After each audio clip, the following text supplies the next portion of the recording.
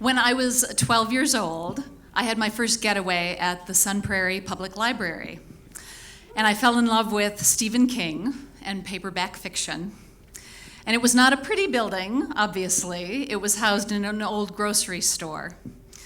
But it built a love of reading that lasted throughout my high school years, and when I was 19 and moved to Chicago and was working a retail job downtown, I discovered the Chicago Cultural Center, which was also the Chicago Public Library.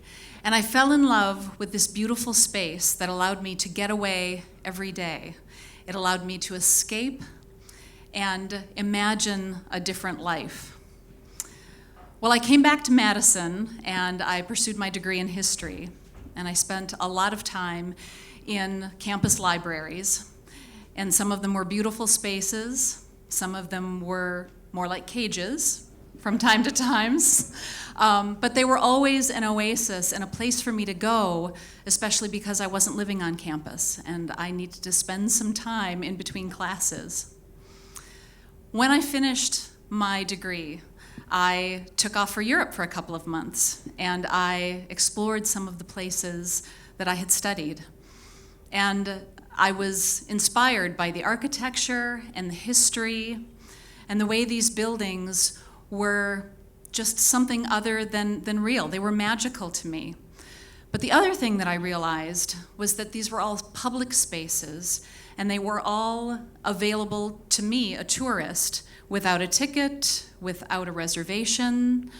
I could just walk in and avail myself of the beauty and the history that was there.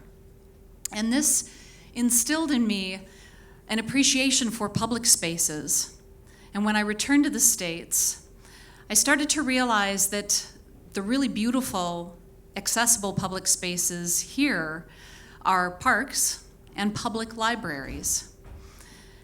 And I started to appreciate more and more just how open they were to me. Any city I visited, I could walk into the public library. I could browse the collection. And I appreciated the fact that they didn't make any judgments. They were always available, just like when I was 12 years old. So a good friend of mine, who was also a very dear mentor, reminded me of my love of reading and my love of public spaces. And by that time, that love of public spaces had kind of evolved to a love of public service.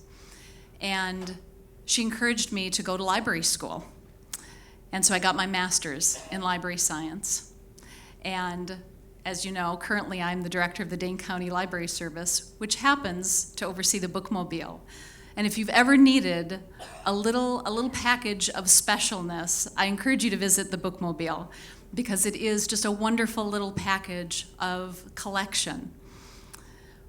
I went on to spend 20 years building collections, bringing 3 different libraries into the internet age by launching public internet access. And since I've also embarked on bringing the humanities into Dane County libraries through a program called Beyond the Page. And for me, public libraries have evolved from being this beautiful public architectural space to these true community centers that are available to anybody to check out books, to check out movies, music, go to programming like music and theater. And there's nobody at the door taking a ticket. There's nobody at the door charging admission. Anybody's welcome. So at this point in my career, I still love Stephen King, although I don't love all of his books. This is the Sun Prairie Public Library, no longer a grocery store.